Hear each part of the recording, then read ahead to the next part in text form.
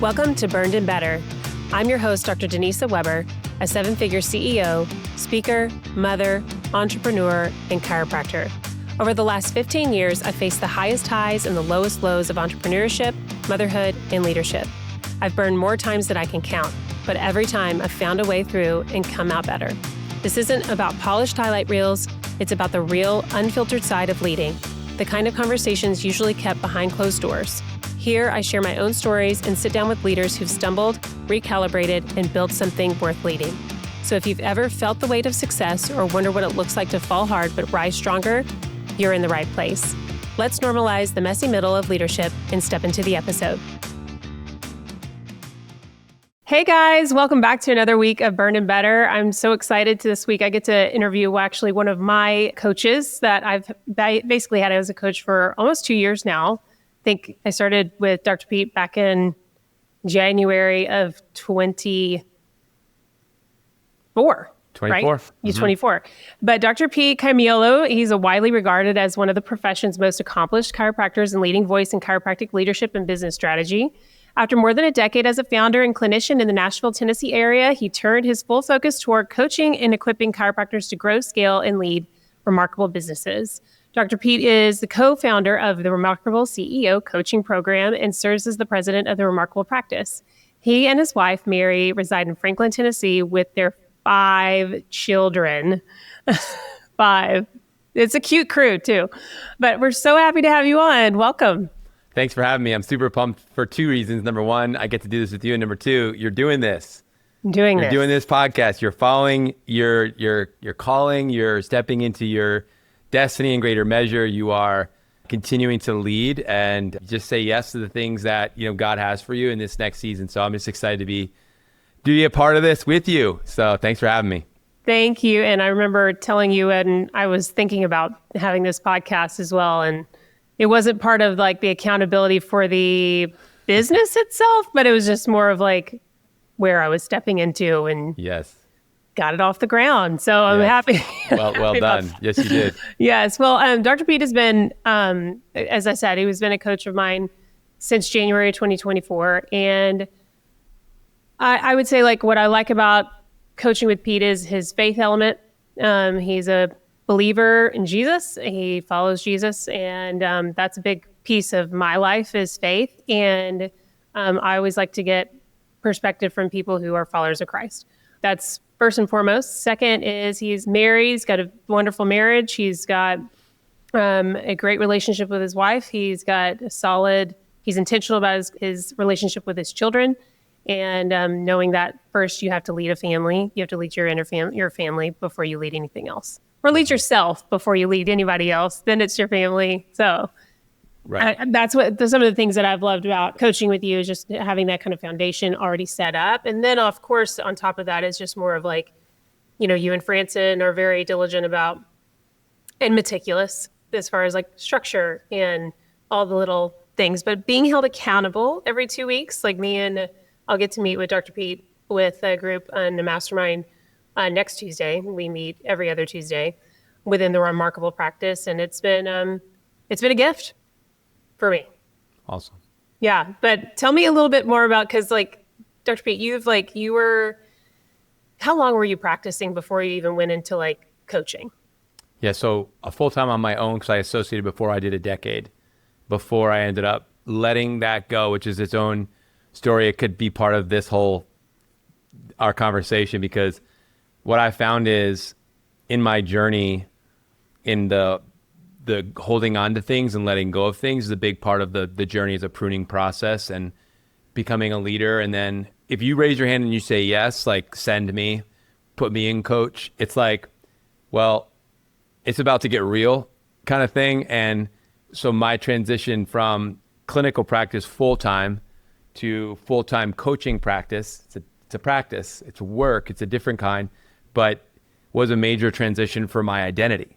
It was a major transition for me as a person. It really was stepping way out in a sense of comfort into, like, for me, it's out of the boat on the water, it felt like. And so that happened fully, really going into 18.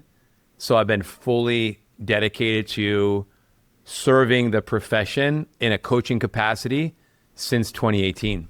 So, well, I identify with the identity piece a little bit as even stepping out a little bit of not being a primary provider and then going in a little more of this exploratory state. It's like, it's foreign-ish. yeah. And when you said that, I'm like, yep, I relate to that. Tell me about like even in because I mean, now of course, like you lead chiropractors, you lead people in their businesses, you're leading a lot of us like through different transitions or, when to forecast, when to hire, all that kind of stuff. Obviously, you've gone through your own journey of leadership. Yeah. Can you share a place where you burned in your leadership that left a mark that it's healed and, you've forgiven yourself for, but like, what was something that you were like, man, or maybe it was a season, I don't know, but what would you share? It's good. So I had a couple of thoughts on this, and I actually had an inspiration coming in. I was praying this morning knowing we were going to be meeting, and I just want to share this thought, and then I'll answer this question because I want to make sure I get this off my chest because I felt like I was supposed to say it, if you're cool with that. Great. Take the floor. Yeah. So the thought that I had was, I think in my walk with the Lord, which is a really important walk for me, which started when I was 15, actually. I was out at a camp in Pennsylvania, and I really just gave my life, surrendered my life. And I can look back in my entire journey and say, my life actually changed then. And so that's why I know that was a moment, because I can look years back and say, was that a real thing? And it was like, yeah, actually, because I looked at the trajectory of my life and some of the people that were in my life and how we went different ways. And that was one of the catalysts. So, but one of the things that I've learned in my walk is that God and his love for me, Pete, is a fire.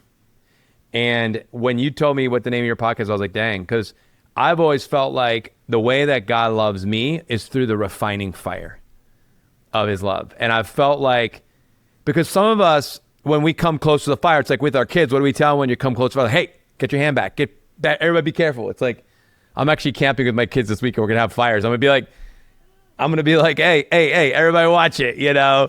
So, because I don't want anybody to get, burned. But yet, in life and in leadership, God is like, hey, come on in. Like, come on in. It's real good in here. And it's like in the fire. And so that has been the story of my life. I'm just reading through Daniel right now because I'm reading the Bible every year. And I'm in Daniel, and it's about Shadrach, Meshach, and Abednego. In the moment when Nebuchadnezzar throws them in the fire, heats it up 7 times, he throws them in, they're walking in the fire, they have no shackles on, and there's a 4th person there, and it's like, what's going on? And that just has always felt like, when you are in the fire, you are not alone. That's the thing. We think, when I'm in the fire, I'm alone. No, when you're in the fire, that's when you're not alone. It's when you're not in the fire, when you're trying to seek comfort or seek, I don't know, everything to go my way all the time, because I'm a baby like that.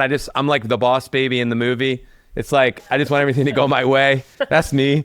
And it's like, but in the fire is where you're not alone. And you realize that that's actually happening for me. So I just wanted to share that. If you feel like you're in the fire, if you feel like your life is a constant like refining fire, good. Because it's in the fire that you become who God created you to be. You become the fullest expression of you, and you become, you said it, burned and better. Like, wow. So, because that's been my theme, is like refining fire. Like, that's it. And I try to escape it, but don't. Stay in it. As long as you need to be in it, stay in it until everything that's not meant to be is no longer. And then everything that's left is what should remain. And I would say my first fire that I wanted to share maybe today was the fire of failing in my marriage at the beginning. When I launched my business, I was so tunnel vision and so focused and so committed, and all these things you might check the box and say, well, that's good. Those are signs of success. And it's like, cool. But what I didn't know was how to do that and do my marriage relationship really well. And I would say I failed there. I did. And I look back and I can still say I've had to apologize. And you might say, well, that was part of like the entrepreneurial journey and it's part of the deal and kind of thing. And I'm like, yeah, you can justify it all day long. I still will say I was burned, and I burned my wife in that early season of my career as a entrepreneur and business owner, as a chiropractor, early stage. And for some, that's like, they can't recover from it. You know, Yeah. How long I've have met you some been that married? haven't. And so that was my first one where, and it was just simply, I didn't have my priorities in order. How long have y'all been married? 20 years this year. So, or coming up. I don't know when this is going to air, but we're 20 years and I'm proud of that. You know, I really am, because I don't know what to say. I'm a very real and raw person. If you said, "Hey, is your marriage awesome all the time?" I'd say, "Heck no," you know, but, Yeah. but not like crisis city all the time, but more like, no, we're in it and we're fighting for our marriage. Like I was with a buddy last night and it was like, "What are you doing? How's it going?" I'm like, "I'm fighting for my marriage." Because if I don't fight for it, there's a war going on for it, Yeah. because so I have to fight for it, you know? And so no, I'm in the fight. I'm fighting for my marriage every day, 20 years. I love it. We're about to celebrate 22 in January. So That's good. let's go. We're right there. Nice. But okay, so how many years married were you guys when you went through that? And like where Yeah. in early stages were you associating at that time? Was this like when you first opened your practice? Yeah. So first year of marriage, I was associating. So this was definitely like marriage years 2 and 3, probably. And then really even into year 4, like those first 3 years in the business was really precarious for me. I'd say, I mean, I look back honestly and tell people like I could have done much better there. Like I did not manage that season as well as like if I get to do it again now, I would do it different. So learned a lesson there. Part of it was just exposing some of my deeper issues, which was the need to succeed, the need for speed, the need for success, to fill a void in my own heart, because my identity was, oh, if I don't achieve something, then I'm not something. And if I'm not something, then, you know, so that needed to get fulfilled. So I didn't learn that lesson until another decade later, when I went through other things where God showed me, you still haven't fixed this subluxation in your heart. And he let me recover and heal the marriage, but there was deeper stuff in Pete that didn't get completely resolved yet. So he was going to give me another round of fire that came a decade later, right? Kind of thing. So, you know, it's, what do we say? Taxes and tuition, you know, tuition, you know, we should, you know, hopefully we paid our tuition, we learned it, but some of us, we have to go back to school. So. Totally. So was it a moment in your marriage, or was there an event, or was it conversation that she had with you finally? What things did you have to change in your day-to-day like practice, and then also like in your marriage, what were the things that you had to shift Yeah. for that to change? Yeah, great question. I would say it was a combination of both. Like, I don't think she was not speaking to me. I think I wasn't listening. Right? Yeah. So I don't think I heard. That was a difference. Like, there's a big difference, I tell my kids, between listening and hearing. You know, it's like, if you heard me, but you didn't listen to me, that was it. So like, I was hearing the voice, but I wasn't really listening to what was happening. I wasn't grasping. I wasn't catching what was being said. I was in one ear, so to speak, out the other. So it's like, that was where I was at, very immature in that way, because I wasn't able to hear and then listen and understand.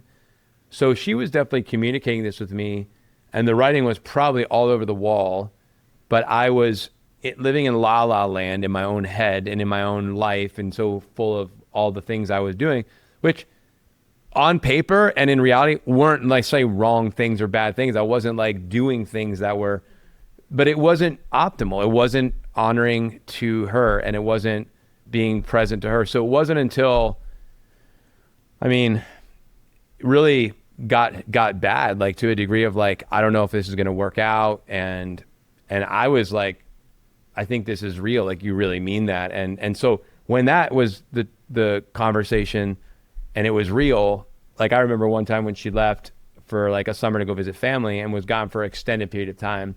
And I realized like, this is sending me a message, like she's out of town and she's not coming back, and that's not okay. So I actually, one of my buddies was like, you need to go. So I went and met her there, and we spent some time together. And that was, I think, a critical moment in our journey.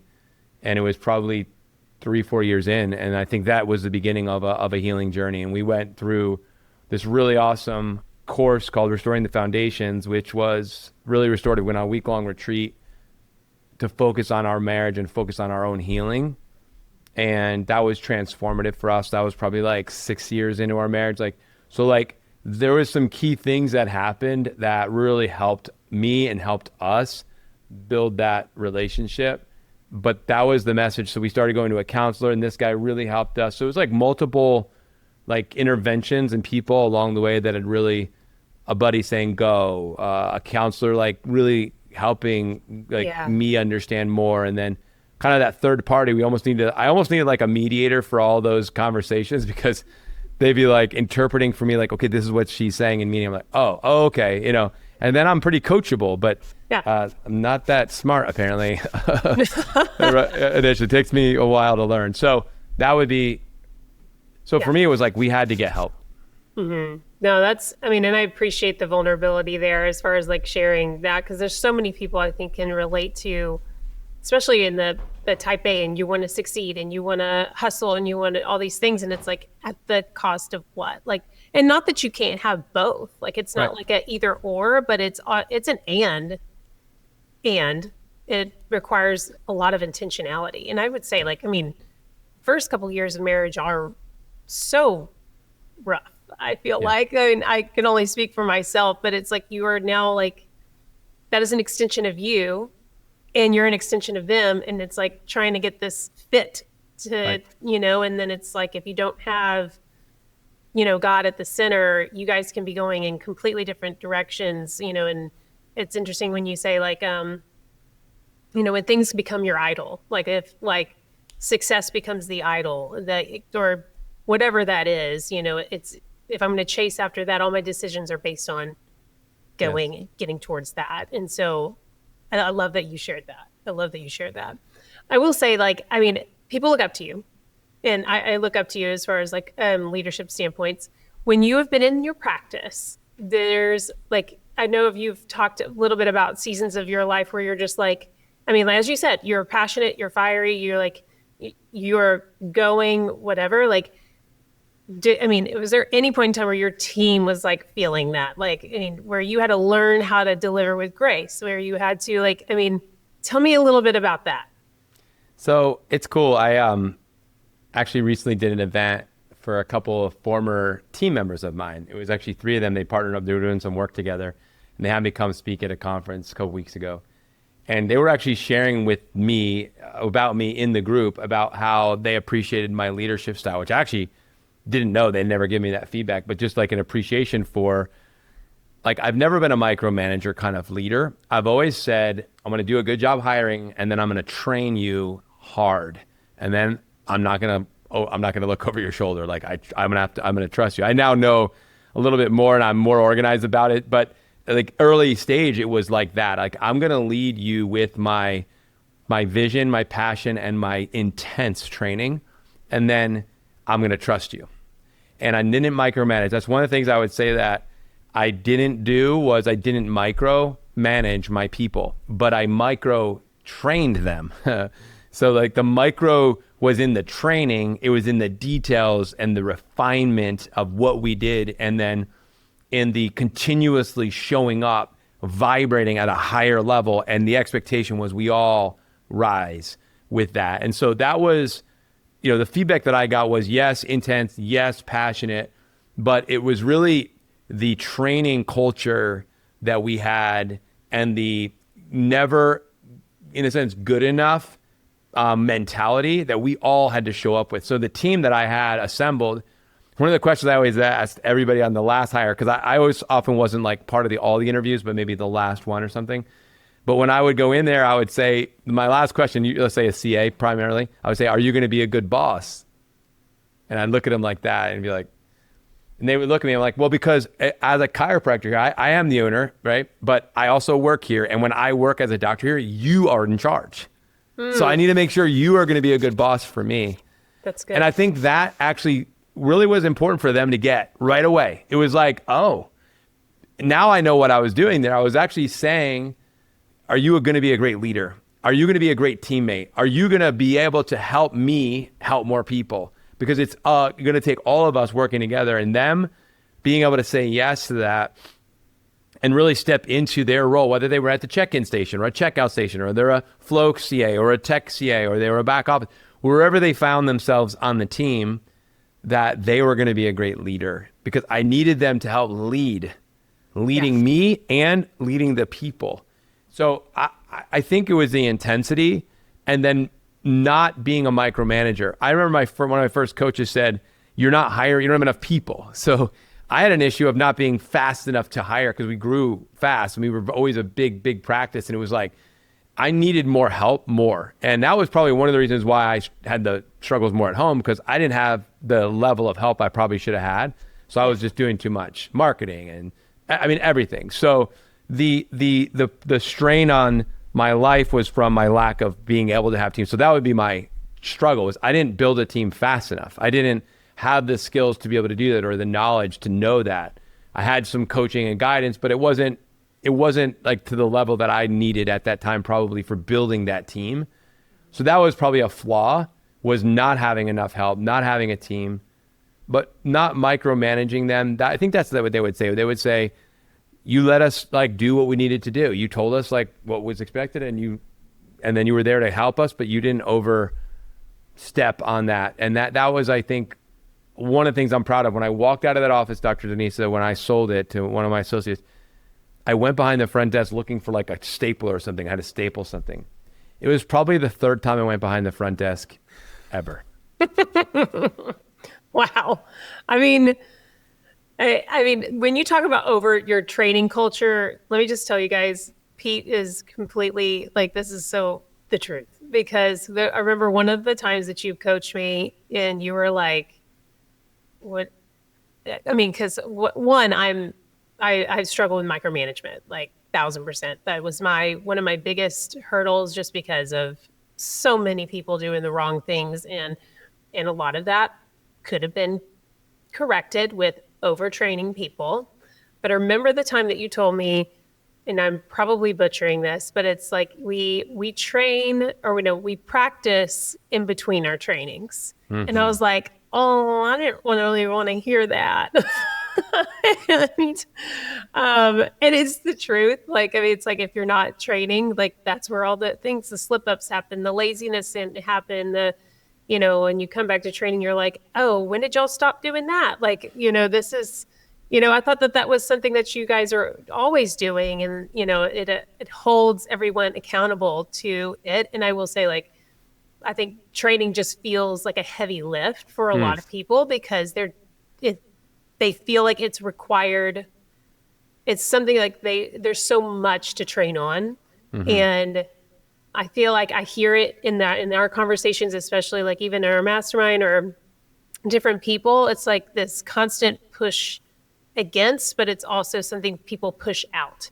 Mm-hmm. And which leads me to my next question. Like, what would you like now that you've been coaching for now since 2018?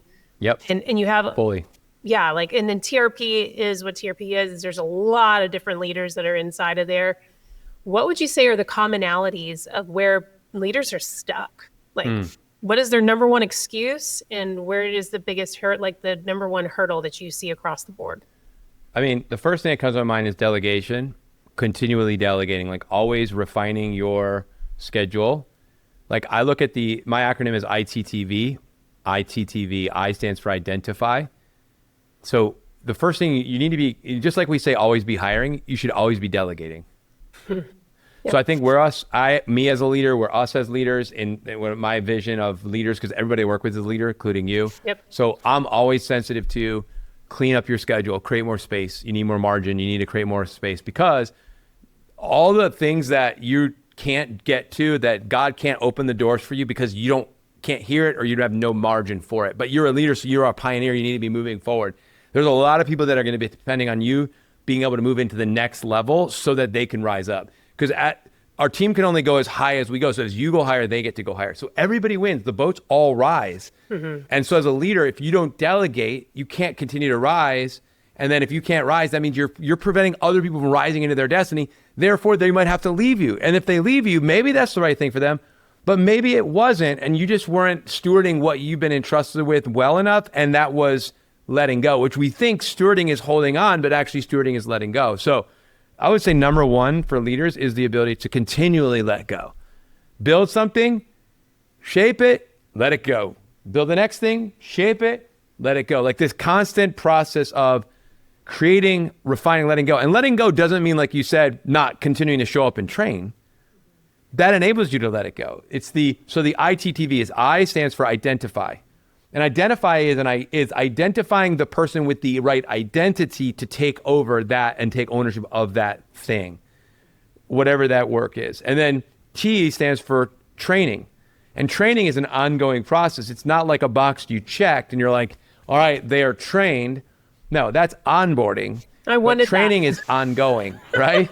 I know. Yes, it is. Yeah. And that's not the sexy answer that people want. Nobody wants to hear it. I always say onboarding is time bound. Training is timeless. Like there's no end to, it's like somebody saying I arrived at, I'm healthy now. So I'm going to stop going to the gym and stop eating my, salads and stop taking my supplements. Like, oh really? Okay. I guess you've arrived. No more adjustments, I guess either. Right. So when do we stop growing and developing ourselves as leaders? How it's like when you're no longer breathing probably. So we should continuously develop ourselves.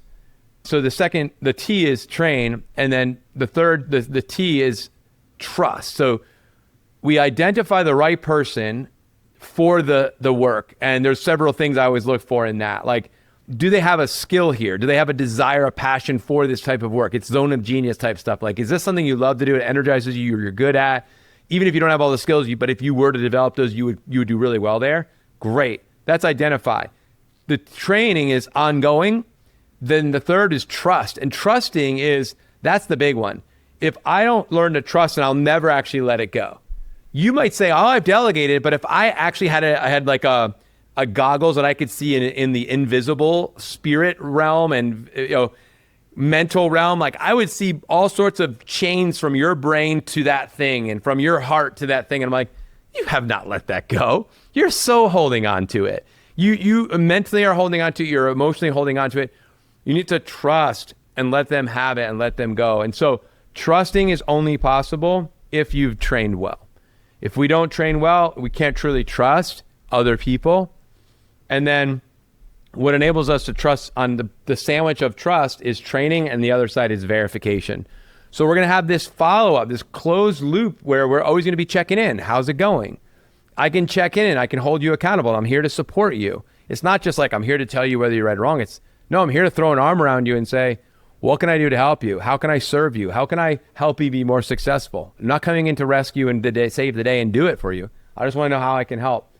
I think all of us as leaders, if we could grow that muscle, the ability to delegate and do it, like identify well, which is really a great skill to have, be able to see the genius in others, call it out of them, bring it forth, and then train them, trust them, and then verify. You do the full circle. That to me is the number one struggle for most leaders, and the leaders that I work with and the leaders who I serve is probably the greatest. When that happens, there's so much breakthrough that comes. Sometimes like you said, you limit the people that are not below you, but the people that you've hired to step into. They can't step into anything because you're unwilling to step into the next thing that you're supposed to step into, and then you lag. What do you say to that? So the first things that I was thinking about was self-reliance versus God-reliance. When I stay in this state of reliance on self, then I can justify the busyness, and then I can justify all of the things that then come from that, all the repercussions of that, all the results of that. But if I say I'm going to rely on God, then I really am forced to question some of that mindset and those behaviors. So that's really what I say is like, how much of this am I just relying on self and what I know? Like you talked about, use the word comfort. We always talk about everything good in your life is going to come on the other side of the greater accountability, but it's also getting out of your comfort zone is the other one. And it's like, I got to get out of this circle of comfort. And I'm not saying like abandon ship. It's more like take a step in a direction where you're going to let go. So the self-reliance thing, the comfort, justification, I personally think this is actually my philosophy at this point, because I never would have thought I'd be doing what I'm doing right now. I never even thought I would become a chiropractor. I mean, so many things in my life, I'm like, how did this happen? It's like, none of these things were my plan. Like I didn't even, when I was in high school, I was like, I'm going to graduate and go build houses. I just want to, like, I love working with my hand, love being out. I like just, freedom and fresh air and all the things. And it was like, God had something else for me. It was either, actually, I was going to become a pastor or I don't know. I didn't know what I was going to do, but I think becoming a chiropractor was uncomfortable for me, and that was good. And then stepping into a business ownership, also another step of discomfort, good. Then it was stepping out and starting doing coaching, discomfort, good. It was like, God, every time I feel like I could just sit back and cruise. My clinic, when I ended up walking away, was as easy as it's ever been. And that's when God was like, all right, Camiolo, next thing. And I'm like, So it's just kind of how it works, for some of us. It's definitely how it's been for me. But I think it's just our willingness it was just my heart's desire just to be everything God created me to be.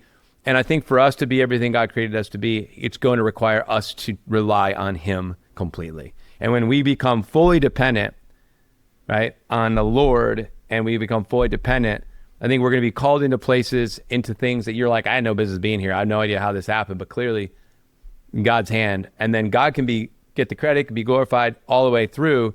And then you actually become somebody who you never would have ever probably become, because if you would have just had it your way and stayed in your comfort zone and kept control of your situation, you could do that. And by the way, Dr. Denise, I can't judge whether you should or shouldn't. That's not up to me. Yeah. Even as a coach, I can't tell your definition of success. You got to work that out with yourself, with God, with your family. Like, I can't tell you. All I can do is help you on that journey. But that's something we all have to walk through, every single one of us as leaders. Yeah. No, and that's good at the self-reliance piece. I was thinking, like, if you can't trust God's character, then you're not ever really going to let go. Mm-hmm. And I did a previous episode on this where it was like the being expectant, and how like David comes in Psalms. He says, in the morning you hear my voice, and I lay my request to you, and I wait expectantly. And I was like, that is someone who trusts that God's going to provide.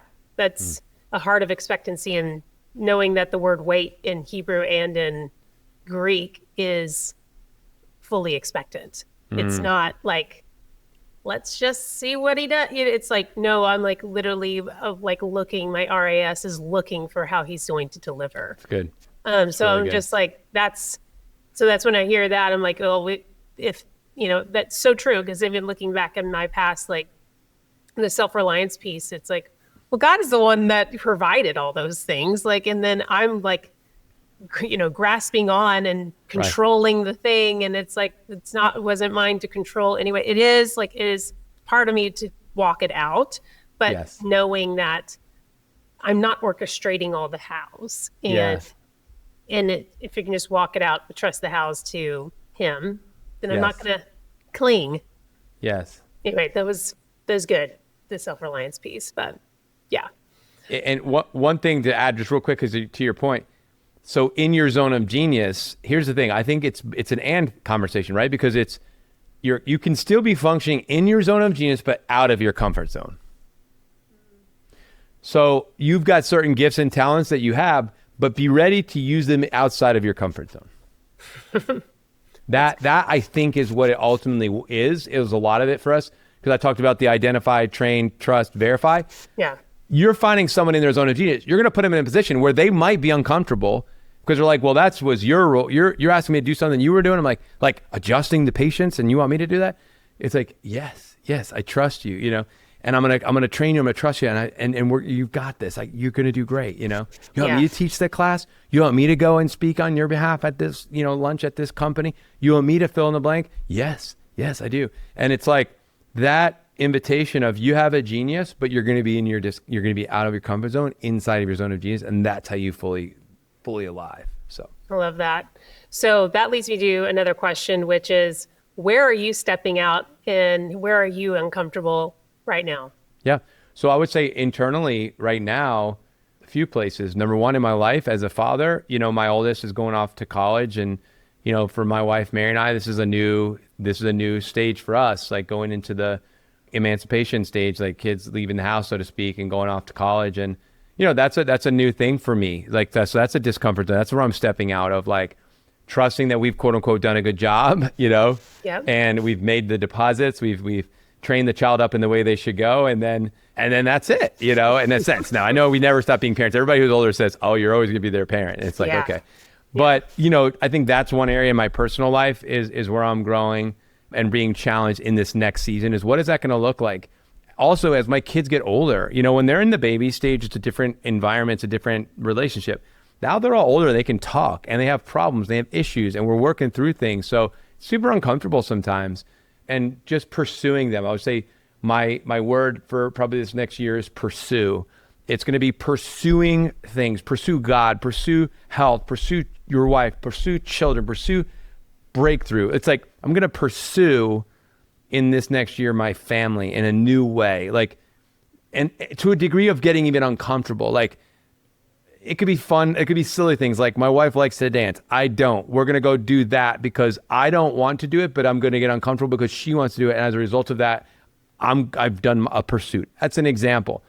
Professionally, stepping in as a leader inside of the Remarkable Practice, as the president of the company and being an owner in the company, it's like that was a journey I was on, and I've now stepped into that fully, and it's like that's a learned thing, running a company that's a global company with people all around the world and leaders of different levels, and having a global brand and having a thing and serving our profession at the next level and being in the meetings that I'm in.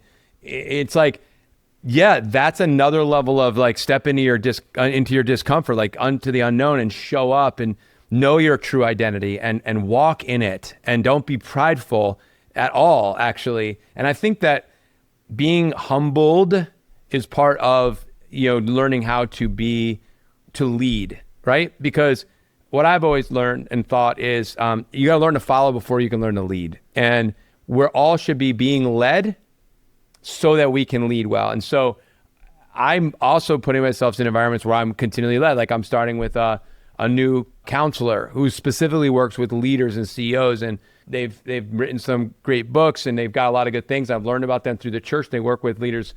And so I've submitted myself into that environment where I'm going to have accountability at a higher level to continue to show up as a leader. And they're faith-based too. So that's really important to me, is to seek that out. So that's new going into this next year. So I hope that answers your question, but those are some of the things that I'm trying to be intentional, keyword, right? Intentional about how I'm putting myself in an environment where I'll continue to grow. No, I love that. And I don't know, like I was looking in our church, we have a leader, or he wrote The Reluctant Disciple. It's Robin Pugh. Hopefully you'll have him on. But anyway, he has his own like leadership cohort for like C-level execs and people who are doing something similar to that, but not a counselor, but looking into those things. And then I'm going to Ed Milet's house on Monday. So I'm like, I have no idea. Like I'm probably the smallest fish in that pond, and that is fine. And we're just going to absorb the day. So I hear you on that. And I feel it's so interesting when you say that. I feel like I've had more confidence in myself.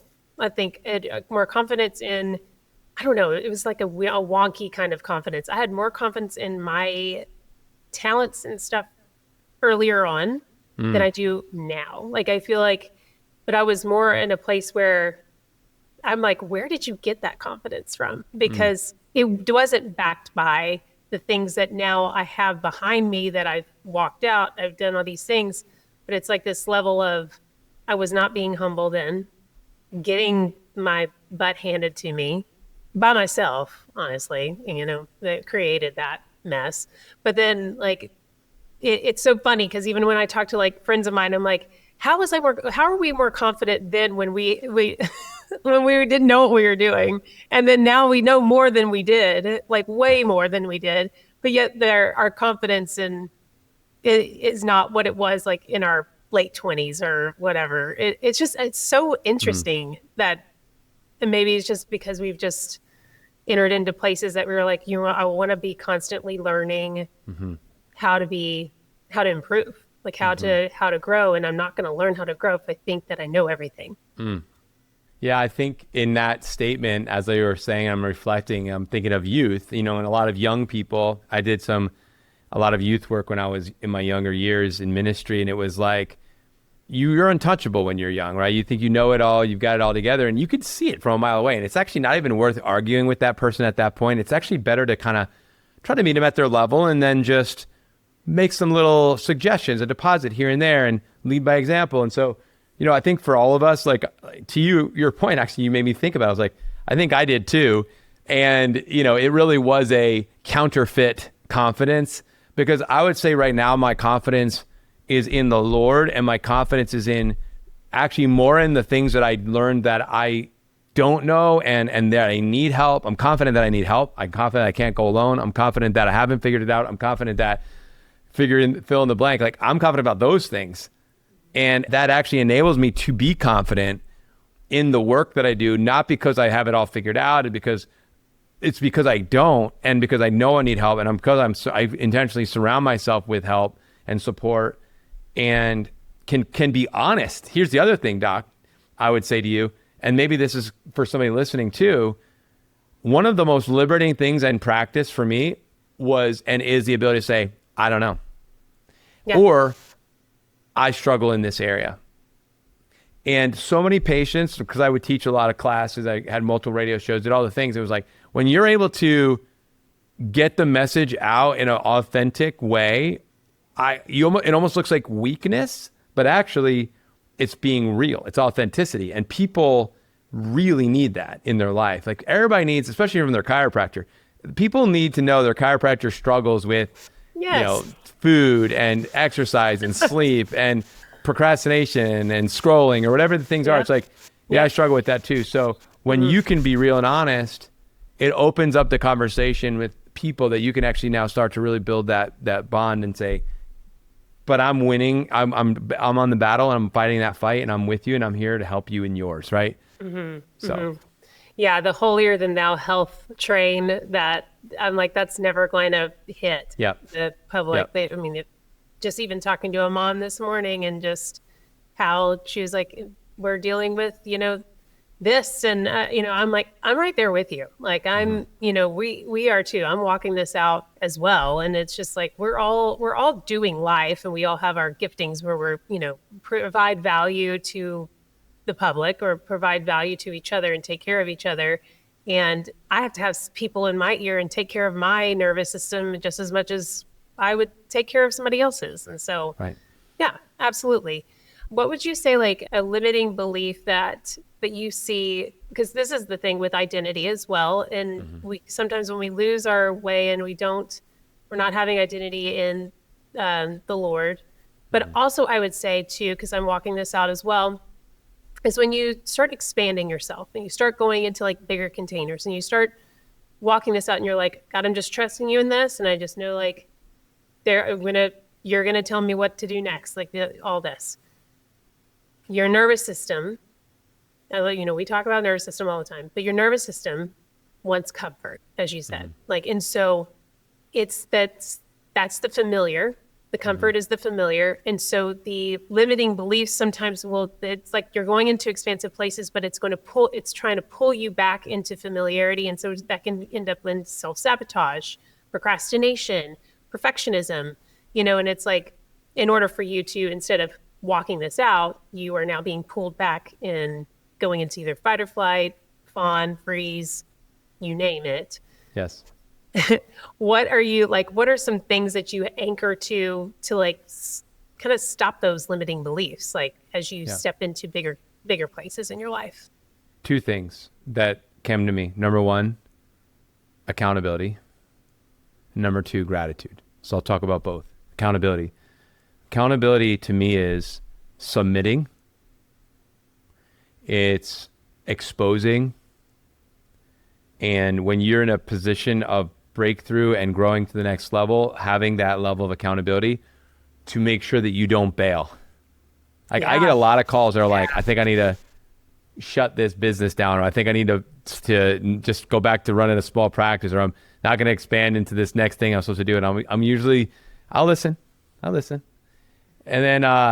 then it's like, okay, well, you could do that, but your soul is probably going to have an issue, because, so number one is having that accountability to help you stay and prevent yourself from going back into the limiting beliefs. Because what that is that's bailing on your destiny and then so that you can go back to the previous comfort place and then justify it. And then your limiting belief, you don't even say it was a limiting belief, but it actually is deeper down, right? That's what you're asking about. And so that's one piece for me, for all of us. The second is gratitude.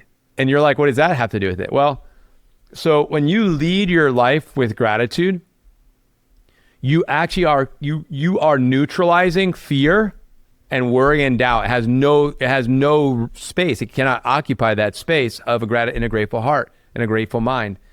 So, and so my technique on this and my guidance is simple.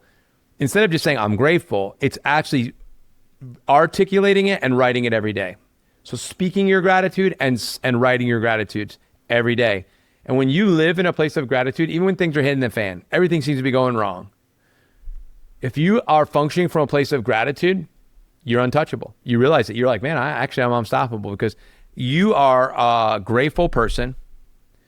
And then you have accountability. So somebody in your corner, let's say, that's going to say, keep going. You got this. It's going to be okay. And probably give you some adjustments. Yeah. And then as a result of that, you stay the course. And then guess what happens? Right on the other side, your breakthrough. And then you usually get like a little bit of, like right on the other side of breakthrough, you get your 5 minutes of, and then it's like then you're on to the next thing, right? But so you do get that. It's like the post-workout just, like that was awesome. Like you're like, now I'm in a good spot. That feeling is what you get when you just stay, just like you said, the refining fire. If you stay in it, keep going, it's like you get to the other side. And if you remember, it's from the story in Daniel, when Shadrach, Meshach, and Abednego got out of the fire, what did the king say? He said, this is the God, the Most High God. And then they got put in positions of greater authority and leadership. Why? Not by somebody who shared their beliefs, by somebody who saw their faith, somebody who saw their level of conviction and their willingness to stay in the fire and be like, throw us in the fire. Our God will save us. And even if he doesn't, he's still God. Bam, throw it in the fire. And then as a result of that, stepped into the fullness of their calling in that next stage. So it's good. That's so good. And you're right. The gratitude is the counterpart and then again, like talking about training your RAS, like if you write down your gratitudes, if you know you're going to have to write down every day, you're starting your day with gratitude, then you're more likely to see the blessings throughout the day. I love that.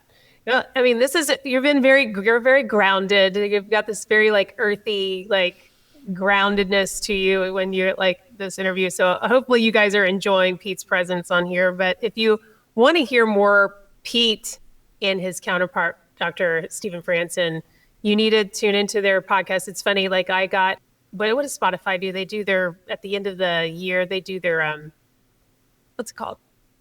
Your podcast and the list. Yeah, their favorites. I don't know. It's whatever that thing is. I'm like, I don't know why words are leaving me right now, but Wrapped. That's what it's called, Wrapped. And I had my top 5 podcasts, and Dr. Pete and Franson's was number 3 on my list. So Ed Milet was number 1. Mine was second. And then I had the top, was it CEO podcast, right? That's right. That's right. Remarkable Practice CEO podcast. That's always a good hit and dose of what you need to be focusing on. What are some good, like whether it is like in metrics, whether it is in team, you guys go through different focuses just like you do in your own system. So I always appreciate that. But I got that yesterday. I looked at Wrapped and I was like, oh, I'm having Pete on tomorrow. This is perfect. Amazing. Yeah. Thanks for listening. Yes, That's awesome. Of course. Is there anything else would you like to partake on leaders today and people who are, walking it out? Like, What would you like to share with them? Yeah, I mean, I think I shared my heart. You talked about being grounded, all this. I'll just get to share it and say, that only comes from my faith. That's the most important thing in my life is, and I did this in practice too. I was unapologetic. There was a season where I didn't, but then I just became like, take the gloves off. And that was when I experienced freedom. And that's the same way I live my life. Like, I'm not trying to play games. I'm not feeding anything down people's throats, but like my faith is my number one. And it's like, that's the key. And I found that in the midst of it all, my faith in Jesus, my surrender, my yielding, that is the key to daily victory. That's just the key in the end. So as leaders, I just encourage all of us, like, depending on where you're at, where your walk is, what your story is, what your beliefs are, that to me has been my number one, what are you going to call it? Key to success? I don't know.